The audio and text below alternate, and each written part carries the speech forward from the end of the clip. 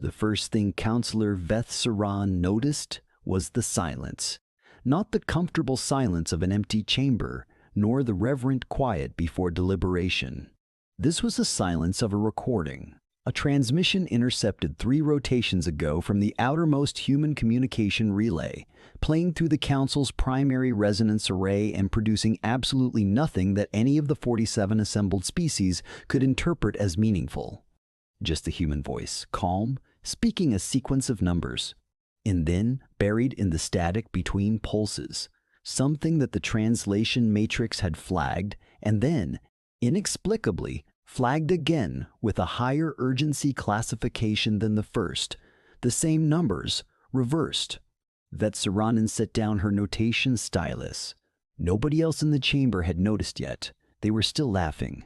The laughter had started 11 minutes earlier, when the human delegation's formal petition for Tier 3 military recognition had been read aloud to the full Galactic Council, and the chamber had understood, almost collectively, that humanity was asking to be taken seriously as a defensive power. The petition cited a fleet, not just any fleet. A defensive network, the document claimed, of distributed sovereign response vessels, a phrase so bureaucratically human that 2 of the Keth-Voral translators had needed a moment to parse it, numbering according to the petition's own figures, in the hundreds of thousands. The chamber had laughed because the number was absurd, because every independent surveillance body, every long-range scan of human space, every council-authorized census of human shipbuilding capacity agreed humanity had maybe 4,000 warships. 4,000 vessels, most of them converted civilian hulls with weapons retrofitted in ways that made hegemony military engineers physically uncomfortable to look at. A species that had been spacefaring for less than 300 years. A species still burning hydrocarbons on its homeworld 40 years after achieving faster-than-light travel, which was, and the Keth Boreal delegate had actually said this aloud during the session, a developmental contradiction so profound it suggested either systemic incompetence or deliberate self-sabotage. More laughter. Even the typically reserved Moran contingent had allowed themselves a low harmonic of amusement. Ambassador Yale Chen had stood at the podium through all of it. She hadn't moved, hadn't adjusted her posture, hadn't looked at her notes or her advisors or the exit. She had simply stood, hands loose at her sides, and watched the chamber laugh. And when the laughter began to subside, the natural trailing edge of it, the moment where even amused delegates started to feel the faintest thread of social discomfort, she said quietly into the resonance array, "The petition has been formally recorded." That was all. No argument, no clarification, no wounded dignity. She had collected her documentation, nodded once to the chamber, and walked out. That should have been the end of it. The council processed 17 petitions a session. Humanity's would be filed under Tier 7 review, which meant it would be evaluated somewhere between 18 months and never, and the matter would be considered closed. But then Visceron had listened to the intercepted transmission a second time, and she had noticed the silence between the numbers. She brought it to the subcommittee on human affairs 12 days later.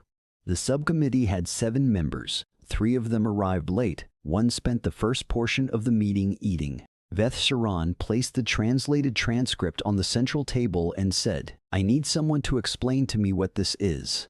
The hegemonie's intelligence liaison, a creature called Orith Den, who had spent 40 years cataloging human behavior and had the specific exhausted quality of someone who had spent 40 years cataloging human behavior, leaned forward and examined the document. "Maintenance chatter," he said. "Human communication systems are notoriously redundant. They send confirmation signals for their confirmation signals. It's an engineering philosophy. They distrust silence."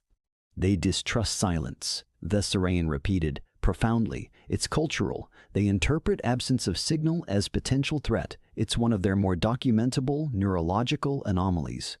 "Then explain why the second sequence, the reversed one, uses a different frequency band than the first." Orath Den paused. He looked at the document again. Calibration artifact, he said, but the certainty had left his voice.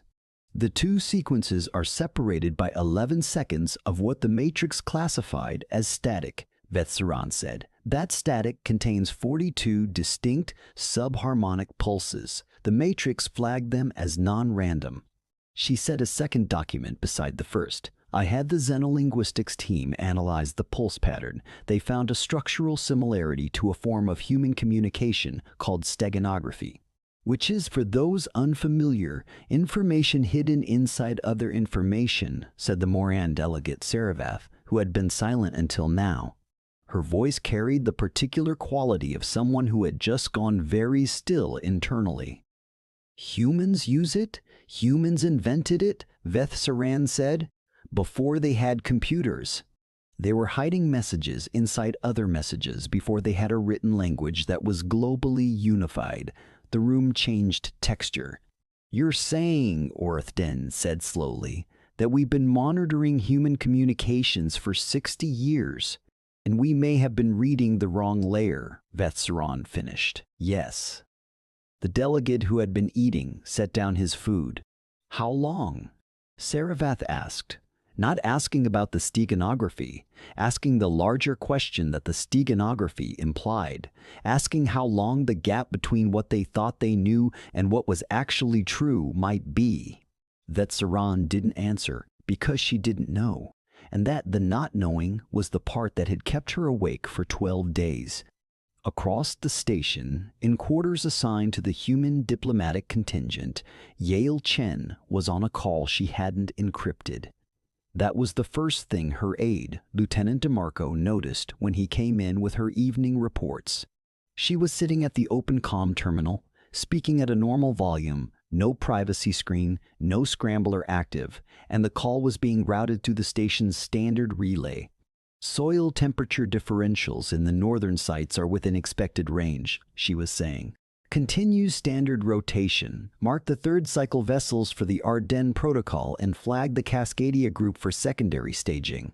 No timeline changes. DeMarco set the reports down carefully. She glanced at him, held up one finger, wait, and finished the call. Understood. Chen out. She closed the terminal. That was unencrypted, DeMarco said. Yes.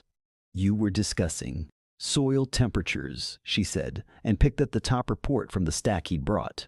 Thank you, Lieutenant. He stood in the doorway for a moment. Ambassadory. Yes. Is there something you'd like me to not ask about? She looked up from the report. Something crossed her face. Not quite a smile, not quite sadness. Something that lived between them. There are several things, she said. I trust you to identify them yourself. He left. She returned to the report. Outside the viewport, the Galactic Station's lights rotated slowly against the dark, and somewhere in that dark, 40 light-years away, the ground beneath 3 continents was very, very quiet. The xenolinguistics team worked for 19 days on the intercepted transmissions. In those 19 days, they identified and decoded 3 layers of steganographic communication embedded in what the Council had categorized as routine human maintenance chatter, and then they found a 4th layer that they couldn't decode, and beneath it, structural evidence of a 5th that they couldn't even properly identify as communication rather than noise. The report landed on Vessaran's desk at the start of the next full Council session. She read the summary. Then she read it again. Then she sent an urgent message to Orath Den that said only, I need the full historical archive of human communication intercepts, all 60 years. Unfiltered. His response came back in under a minute. That's 40 million documents. Her response, I know. How quickly can your team start? The Council session began without her. In the chamber, the other 46 species were discussing a trade dispute in the Outer Verlin systems. It was, by all measures, a more immediately pressing concern than humanity. Humanity was a footnote. Humanity was 4,000 ships, and a species still burning hydrocarbons, and an ambassador who had stood at a podium and refused to be wounded by laughter. The Keth Voral delegate made a joke about the human petition during a recess. Several others laughed again. None of them had read the xenolinguistics report. None of them had noticed that the routine maintenance chatter from human deep space relays, chatter that had been monitored continuously for 60 years and categorized as noise, had been, for 60 years, delivering precise coordinate sequences in their fifth sublayer.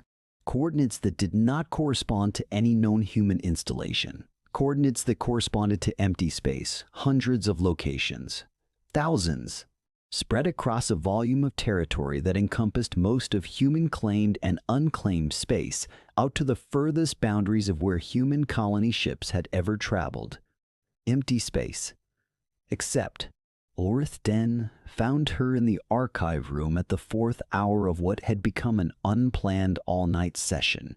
He looked like he had run part of the way. That was unusual. Orith Den, and 40 years of cataloging human behavior, had maintained an air of fundamental unflappability that Veth Saran had always found either admirable or faintly irritating depending on her mood. He was not unflappable right now. "Sit down," she said without looking up from the display. "I need you to look at something. Sit down first." He sat. She turned the display toward him. It showed a historical scan of a region of space 30 light-years from Earth, a scan taken 42 years ago during the early period of Council monitoring, filed and forgotten in the archive under a routine survey designation. The scan had found nothing. Empty space confirmed. Beside it, she had pulled a recent scan of the same region. Still nothing. Same reading. Empty space confirmed. "Now," she said, "look at the gravitational topology." Orith Den looked. He looked for a long time. "The mass readings," he said slowly. "Yes, they're different," she said. 42 years ago, this region had a total measured mass consistent with the stellar dust density of that sector. The recent scan shows approximately 12% more mass in the same region. Distributed mass, not a stellar body, not a cloud. Distributed evenly. As if something is there," Orith Den said. "Something that doesn't reflect." The room was very quiet. "I checked 19 other coordinate clusters from the 5th layer sequence," Veth Saran said. 17 of them show the same gravitational anomaly. A mass discrepancy that wasn't there 40 years ago and is now present without any detectable visual signature. "Stealth technology," Orith Den said. "Not quite. Stealth technology hides a ship. This is something different. This is..." She stopped. Searched for the right word. Didn't find one in her language. Switched, almost unconsciously, to the human linguistic framework she'd been studying for the past week. "Burial. This is like burial." They put something in the ground and grew dirt over it. Orith Den stared at the display. "The petition," he said. "Hundreds of thousands." "The petition," she agreed. "The petition wasn't a bid for recognition." She let him get there himself. That was the thing about this realization. It needed to arrive in its own time. Arriving too fast, it felt like paranoia. Arriving at the right speed, it felt like the ground shifting under your feet. "It was a declaration," Orith Den said. "They were telling us what they had. They were telling us out loud in an official document in front of the full council, and we laughed. Yes, because the number was impossible.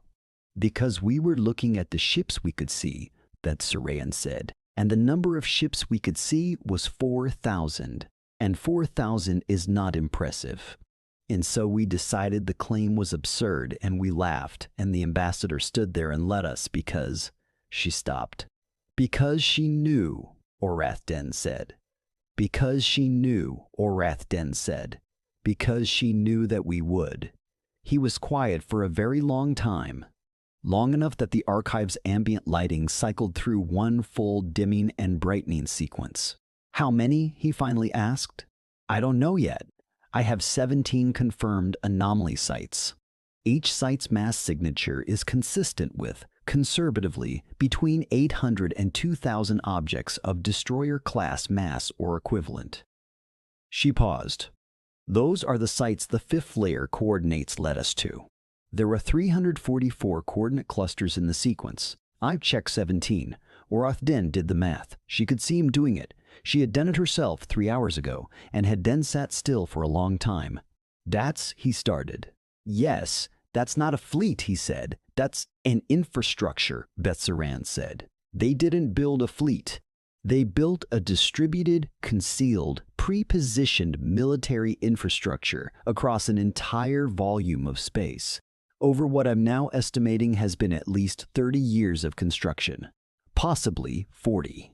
Possibly since before we started monitoring them. While we were watching the ships we could see, while we were counting 4,000 hulls and writing reports about hydrocarbons and developmental contradictions, her voice, carefully level until now, allowed a single fraction of something to enter it. She wasn't certain if it was admiration or fear. Possibly they were the same thing. They were building in the places we weren't looking, in empty space. And they were telling each other where, in the fifth layer of their maintenance chatter, in a communication format they invented before they had global written language, and we monitored every transmission and cataloged it as noise for 60 years. Orath-Den stood up. He walked to the viewport. He stood there looking at the dark for a moment. The ambassador's call, he said, the one that wasn't encrypted. Beth-Saran had already pulled it up. She turned the display so he could read the transcript without coming back to the table. Soil temperature differentials in the northern sites are within expected range. Continue standard rotation. Mark the third cycle vessels for the Ardennes protocol. Flag the Cascadia group for secondary staging. No timeline changes. She knew we were listening, Orath-Den said. She knew we were listening. Orath-Den said, she knows we're always listening. She made the call unencrypted because she wanted us to hear it. She was communicating in plain language deliberately. She was communicating in plain language as misdirection, or as a test, or as both. Beth-Saran stood up as well. Her legs were stiff. She hadn't realized how long she'd been sitting. I've been trying to determine which one. I'm not certain it matters. What matters is that I cannot tell the difference between a human being hiding something from us and a human being showing us something that isn't what it appears to be. I'd been studying the species for 11 years. I cannot tell. That was the moment. She would mark it later, precisely that moment, when Orath-Den, 40 years of unflappability intact, looked at her with something that she could only classify as fear. We need to tell the council, he said. Yes. They're gonna ask how we missed this. Yes. What do we tell them? She thought about Yale Chen standing at the podium, the stillness of her, the hands loose at her sides. The complete absence of wounded dignity, because wounded dignity requires you to believe the other party had the power to wound you, and Chen had known at that podium that they didn't. They never had. We tell them the truth, Beth-Saran said. We tell them we looked at what they showed us, and we saw exactly what they wanted us to see, and we called it incompetence, and we laughed, and they let us. Because they have been planning for a very long time, and they understand something about patience that she stopped, started again. We tell them we may have made an error. An error, Orath-Den repeated. A very significant one. For 60 years. Yes. He turned back to the viewport. Beth-Saran, he said very quietly. What is the Ardennes Protocol? She had looked it up. She had been hoping he wouldn't ask. Ardennes is a geographical region on Earth, she said. It was used in 2 of their major land conflicts in the 20th century, before space travel, before any of this. Both times it was used the same way. She paused. As a staging area for a force that the opposing side didn't know existed, as the place you concentrate your strength while your enemy is looking somewhere else. The light cycled again. They named an operational protocol, Orath then said. After a place they used to hide armies, they did. And the ambassador used that term, unencrypted, knowing we'd hear it. She did. So either she made a mistake, she doesn't make mistakes, Veth said. Not like that. I've studied her file for 11 years. The thing about Yael Chen is that she has never, in any recorded interaction, done anything accidentally. Everything is chosen. Every word, every pause, every piece of information she reveals, and every piece she doesn't. So she wanted us to hear Arden. Yes, why would she want us to know about a staging area? Vetsaran felt the shape of it, the outline of an answer she didn't want to have. Because the staging area isn't the thing she's hiding, she said. Because she named it to make us focus on that. To make us ask where instead of asking what, or instead of asking when, or instead of asking the one question that I now believe we should have been asking from the beginning, which is... She looked at him. Why are they being so patient? The emergency subcommittee meeting convened 6 hours later.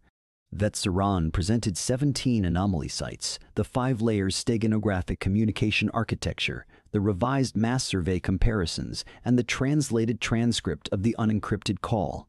She presented it methodically without emphasis, letting the data speak in the order she had discovered it. The room got quieter with each slide. When she finished, Saravath, who had barely moved for the duration of the presentation, said, "What is their territorial claim?" Formally, humanity claims the Sol System and 14 colony worlds. Veth Saran said. Formally, yes. And informally, the coordinate clusters from the 5th layer sequence extend across a volume of space approximately 12 times larger than their formal claim, Bethesharan said. The outermost anomaly sites are located in what we currently classify as unclaimed deep space. 12 times, Suravath said. Minimum. I've checked 17 of 344 sites. Reclassified them as Tier 7, said the hegemony's primary council delegate, who had joined this meeting without being asked, which meant word had traveled up the command structure faster than Vethsaran had expected. His name was Vast Chorel, and he was very old, and he was looking at the display with the expression of someone recalculating something they believed was settled. We put their petition in Tier 7 review. Yes, Veth said. And the ambassador. He stopped. She knew the filing classification we'd assign. I believe she anticipated it, yes. She knew we'd laugh. I believe she planned for it. Why? He wasn't asking rhetorically. He genuinely wanted to know, which was unusual for Vastoril, who had spent most of his career deciding things rather than asking about them. Why let us laugh? Why not present the evidence? Why not show us a fraction of this and immediately achieve Tier 1 recognition? Why petition with an honest number and allow us to disbelieve it? Veth had been working on this question for 6 hours. I can offer 3 possible answers, she said, and I'm not certain which is correct, or whether all 3 are simultaneously true. Give me all 3.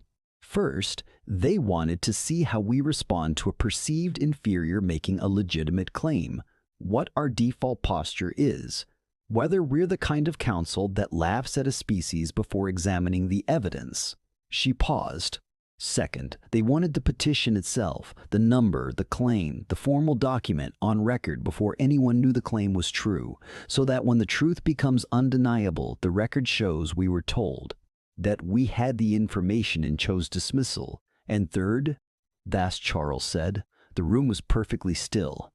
Third, Bethsaran said, is that the petition, the laughter, the unencrypted call, the sites I've found, all of it is still not the thing they're actually doing. That, what I've uncovered, is the layer they want us to find. That there is a reason, consistent with everything I know about how the species operates, to believe that what we're seeing is a demonstration, a controlled disclosure. In that what they're actually planning is something we don't have the framework to anticipate, because it will be built from their logic, not ours, and their logic is. She looked at her notes. Their logic is not like ours. She requested a private meeting with Ambassador Chen the following morning. She expected to wait. She expected delays, rescheduling, the diplomatic maneuvering that all species use to signal the relative importance they assign to a conversation. Chen's office responded within 4 minutes. The ambassador is available now if Counselor Veth Saran prefers. Veth Saran sat across from her in a room the human delegation had furnished with characteristic human disregard for galactic aesthetic norms. Plants she didn't recognize, a photograph of a shoreline, something warm and amber in a glass on the ambassador's desk. The kind of room that looked comfortable in a way that Veth Saran suddenly understood was also calculated. Everything was calculated. You found the mass anomalies, Chen said, not a question. Veth Saran decided in that moment that diplomacy was the wrong register. How many? She asked. Chen considered her. Enough. That isn't enough, Chen said again, is the honest answer. The specific number is less important than the principle. She folded her hands on the table. How long did it take you to find them?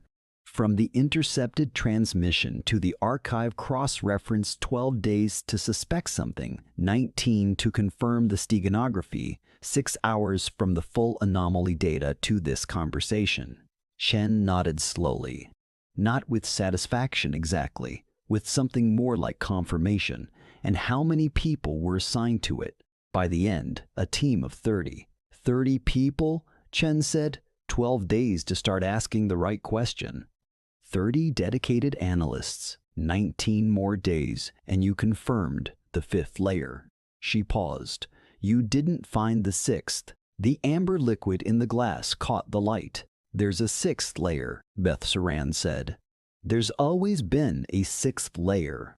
Chen said it gently, which was almost worse than saying it any other way. Counselor, I want to ask you something, and I want you to answer honestly, because I think you're someone who can. Ask. When you ran the mass comparisons, when you did the math on the anomaly sites, when you projected the minimum total across all 344 coordinates, she looked at Veth Saran steadily. What number did you arrive at? Veth Saran had not said the number out loud. Not to Orath Den, not to Serevith, not to Serevith.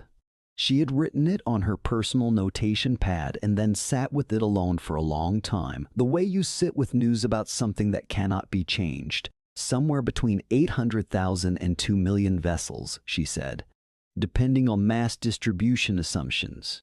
Chen nodded.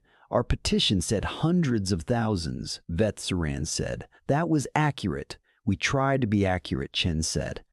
You tried to be accurate in an official document and the full council laughed at you. Yes. You let them. Yes. Why? And this was the question she'd been building toward, the one she'd told Vast Chorrel she didn't know the answer to. Why let them dismiss it? Why not provide the evidence? Why? Because I didn't need them to believe it, Chen said. I needed them to have heard it. She unfolded her hands. Counselor, my species has a concept. The English word is on record. It means that something was said in a formal setting to people with the authority to act on it, and they chose not to. And when consequences arrive, the record shows the choice that was made. You're building a record, Veth Saran said. Against us. I'm building a record of what we told you, what you knew, and what you chose to do with it. Chen's voice was entirely level. Which is different? Is it? A pause. The shoreline photograph was behind Chen's shoulder. Veth Saran found herself looking at it without meaning to. The gray water, the empty beach, the particular quality of light that she'd come to understand meant the human homeworld star was near the horizon. Ambassadory, she said. What is the 6th layer? Chen smiled. It was the first time in 11 years of studying this woman's file that Veth Saran had seen her smile. That's the right question, Chen said. That's the first right question anyone from the council has asked us. She stood, which meant the meeting was ending, and extended her hand in the human gesture of closing, the one that meant both greeting and conclusion, which Veth Saran had always found pointed. I'll tell you this much. The ships aren't the point. They never were. The ships are the answer to an argument we're not in anymore. Then what argument are you in? Chen lowered her hand. The one, she said, that happens after you realize the ships exist. Veth Saran spent 4 days reviewing everything she knew about humanity through the lens of that statement.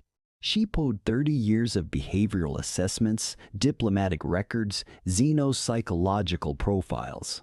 She read the early contact reports, the ones filed when humanity had first achieved FTL and the Council had sent evaluation teams, and the teams had filed reports describing a species that was disorganized, emotionally volatile, technologically inconsistent, prone to internal conflict, and unlikely to achieve meaningful interstellar influence within the next 2 centuries.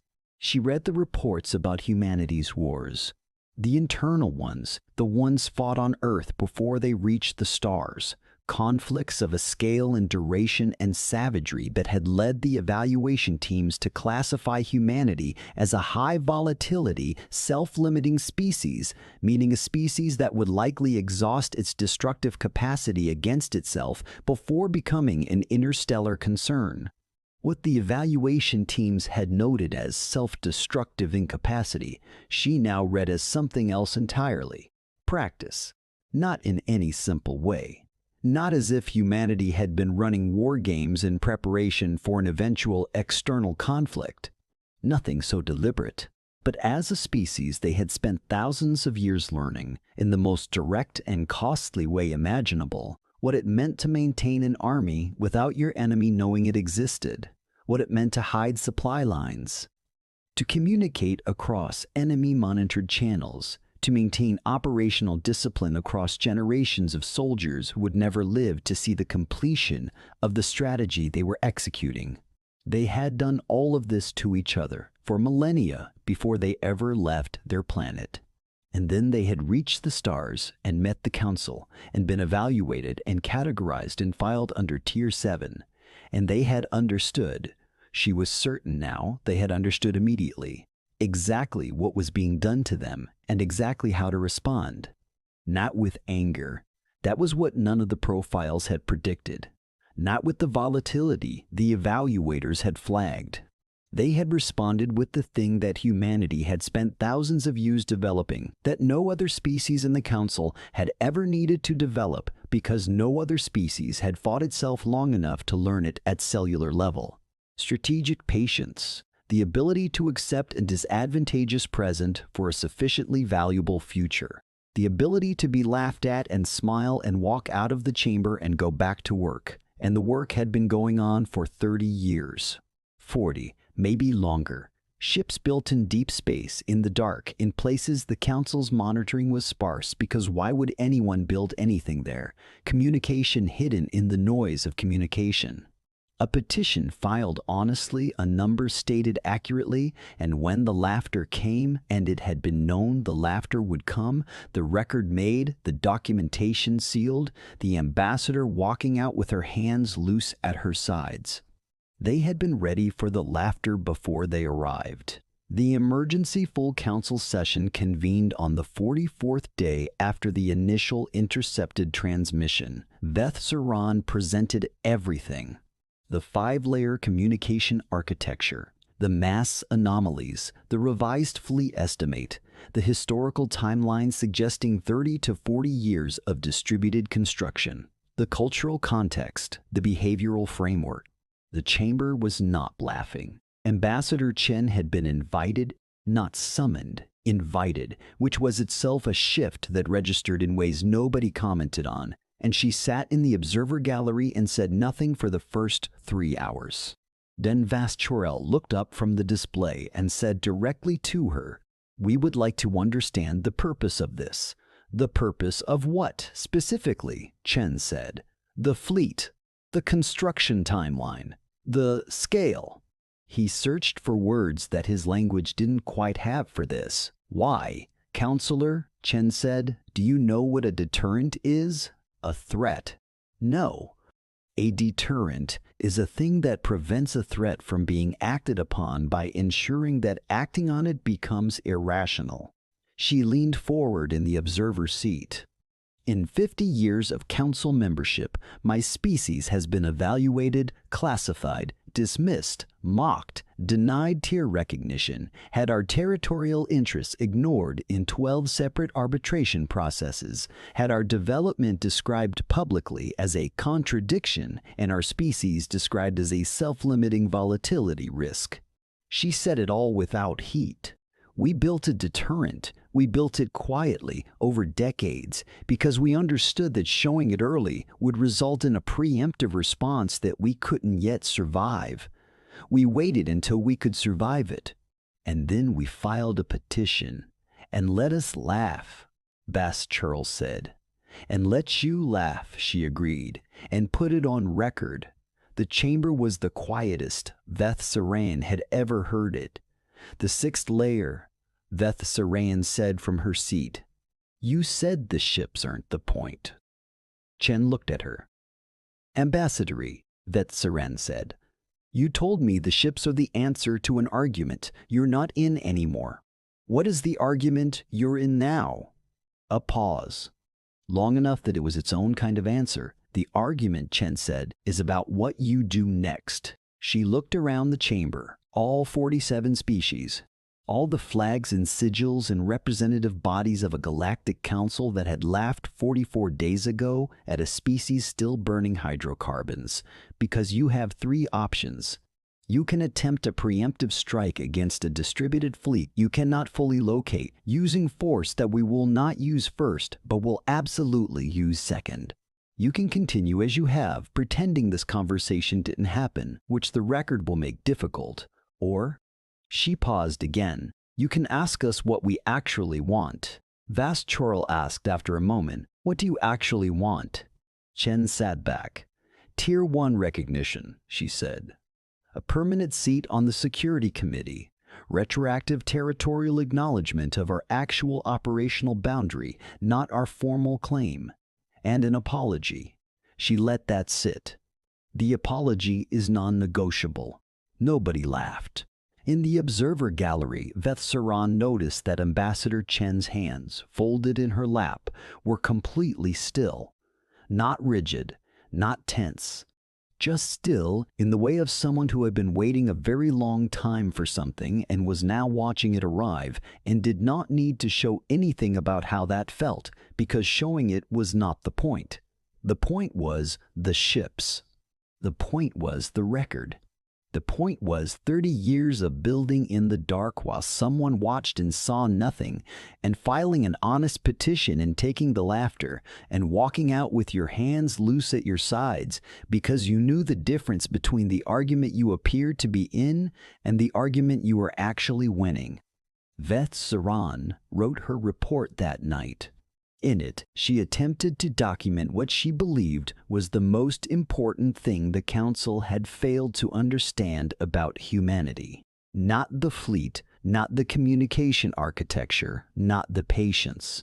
The most important thing was simpler and more difficult than any of those. Other species built power when they felt threatened.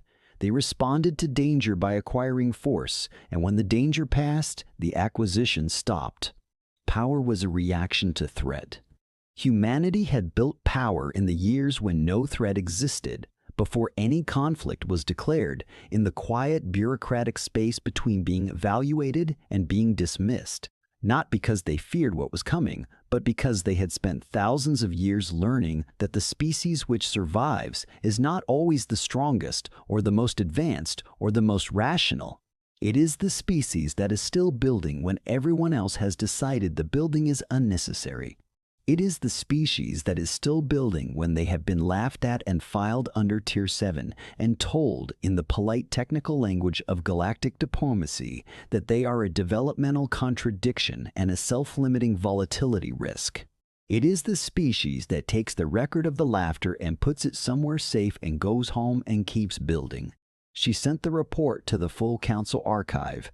Then she sent a personal copy to Orath Den with a single line attached. 40 years of cataloging, and we were reading the noise. His response came at the end of the night cycle.